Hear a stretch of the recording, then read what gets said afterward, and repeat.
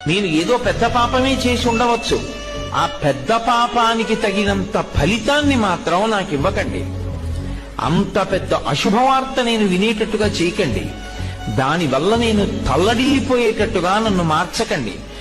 జీవితాంతం ఏడవలసినంత పెద్ద పెద్ద శిక్షలు నాకు వెయ్యకండి.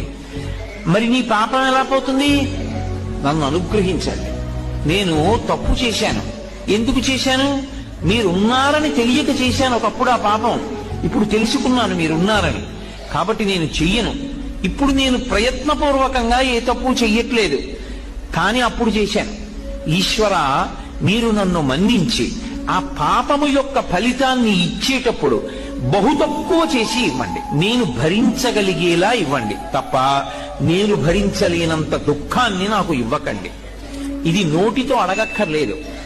ఈశ్వరుణ్ణి ప్రార్థన చేస్తాడు. వాడొకడు ఉన్నాడన్న నమ్మకం